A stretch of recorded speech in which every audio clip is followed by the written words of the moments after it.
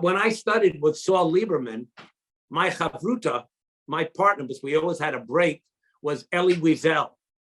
And so I used to bring the Talmud. I lived in the dorm, a big tome, and we would sit together and talk during the 15-minute break, and he became my friend forever. And I'll always cherish that friendship. When he came to speak once on behalf of the seminary in Boston, the first person he acknowledged publicly, he said, "Here's my good friend, Rabbi Turetz. We studied Talmud together. I'll never forget it." And my congregation was very impressed. I was too. He said this in front of 1,000 people. At one morning minyan, the Shliach Tzibur became noticeably ill. No one responded for several minutes. After the minyan, Professor Lieberman, Zichrono Livracha, stood up and chastised everyone, including himself, for not having responded. From this great scholar, I learned an important lesson about what it means to be a Jew and a mensch, and about transforming our Torah into ma'asim tovim. I had the privilege to be one of the,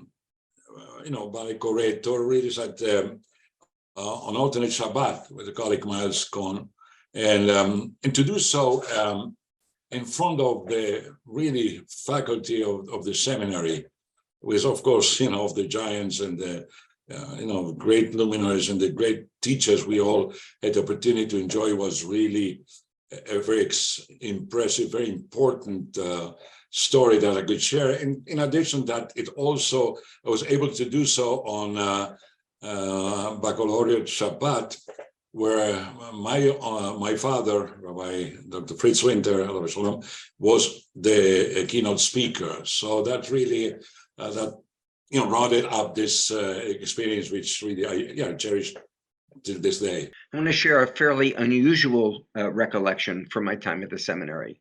Professor Eddie Gershfield was not known as one of the great classroom professors, but the year that I spent doing an Oxford-style tutorial with him, studying comparative Jewish, Christian, Muslim, and Roman law, has been one of the most significant educational influences during the 50 plus years since then, especially in all the time I have done interreligious work.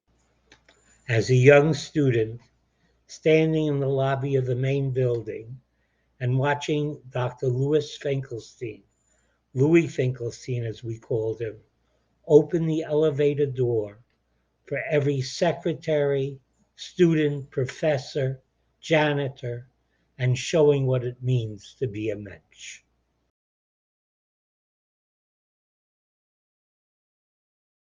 At my interview to enter the seminary, the Heschel asked me, "Mr. Hersch, it says here that you're engaged to be married, you're graduating from college, you graduated from Herzliya, you've read all of my books. Tell me, Mr. Hersch, were you bar mitzvah yet?" I was 19. When I applied to the seminary, I came from a totally assimilated background. I had literally never been inside a kosher home and didn't even know enough to know what chutzpah it was for me to be applying to rabbinical school at the seminary. Heschel was the chair of the admissions committee, and he managed to extract from me about what I had studied about Tertullian and Sadya as a religion major at Penn, which led, I think, to my admission. For me, reading Professor Heschel's Yiddish book on Kotsk had a great impact. It convinced me that this was an area of Hasidism that interested me greatly, and ultimately led me to write my doctoral dissertation on one of the Kotzker students, Rabbi Mordechai Joseph Ishbitzer, the Mei HaShiloach. As a rabbinical school student, I had a certain cantorial ability. And so anytime the rabbinical school had an event which required someone singing a prayer, I was the one who did it, no matter what the prayer was. And so when I sat, and Heschel heard me a number of times, so when I sat next to him at the dinner, he said to me, "Turetz, I always thought that you were a cantorial student auditing my courses." And he laughed. Far more what I learned from Rabbi Heschel's teaching in the classroom was Rabbi Heschel's living experiences, how to be a Jew and how to live those values in the world, how to model that kind of existence. That was far more important to me than the textual teachings that he brought, although those were very important, obviously, as were all the other teachers.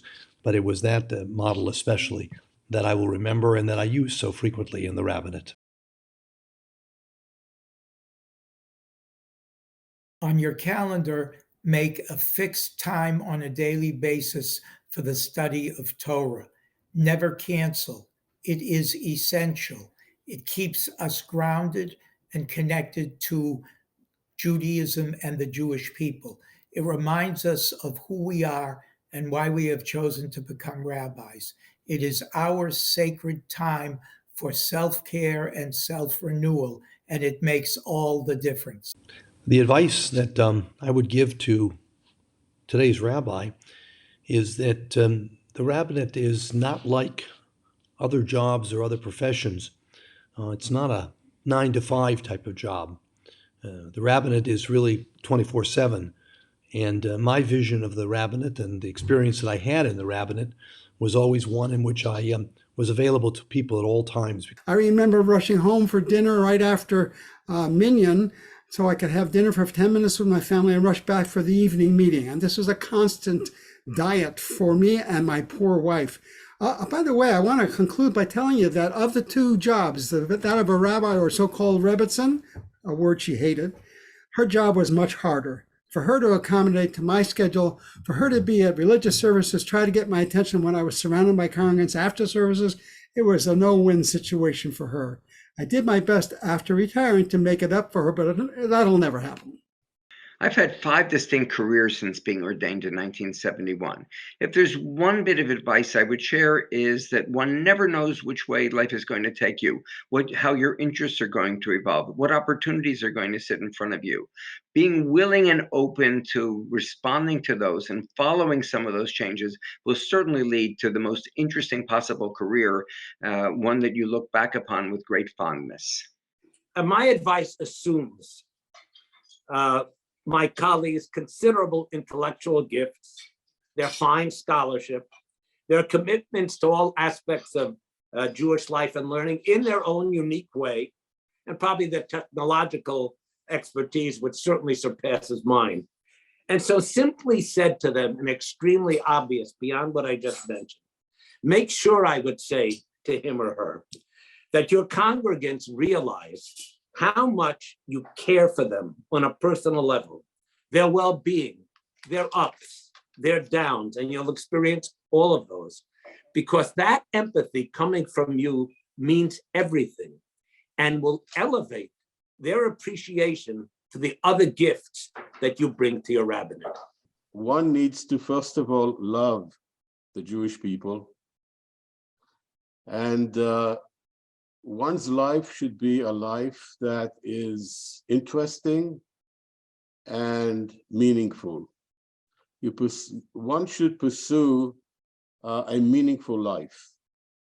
When you look back on your life, you're going to ask those questions. What kind of life did I lead? Did I have? And happily, I could say that I lived a life of meaning, and that I made a difference. Being yourself and being a rabbi is the greatest thing you can do. Show what a Jew is.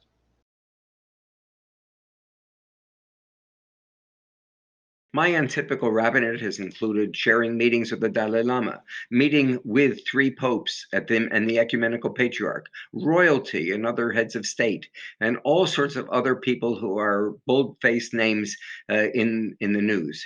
However, from a rabbinic perspective, nothing compares with the notes I still get from students at Brown from the 11 years I spent there when I first began my career. Many years ago, before it was fashionable, I spearheaded the formation of a post-B'nai Mitzvah Torah Reading Academy.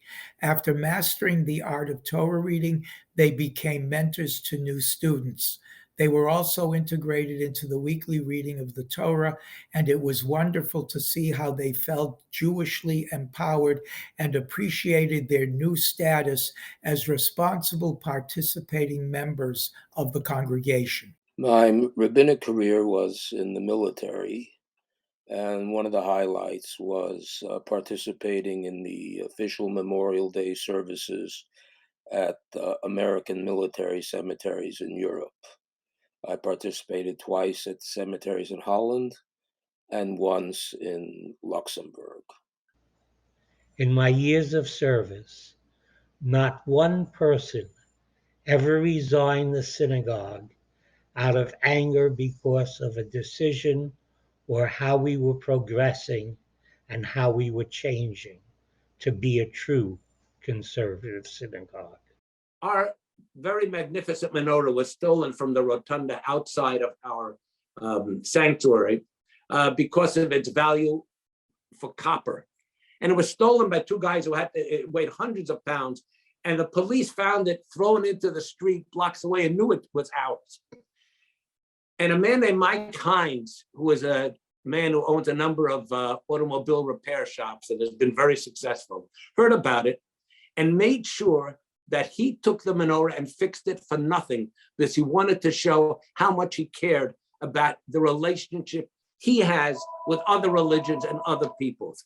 Perhaps as a passive participant, I may just add that the invitation of one of few hundred rabbis to the signing of the treaty between Israel and Egypt in the March of 1976 at the White House between Sadat and Begin was, really quite impressive. I'm really blessed with 4 beautiful children and 10 grandchildren, and they all live in Israel, and they're all doing good things.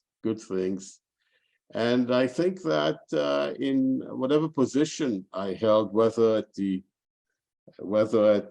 synagogue in Sacramento as a rabbi, a pulpit rabbi, or later on at the university as a Hillel director, or my international involvement in building up Hillel throughout the globe. I was a director of global expansion for Hillel International. That was my official title. And it was a privilege. It was really a zchut, a real privilege. And that's how I see my life, a real zchut. And thank God it's been a very, very good life.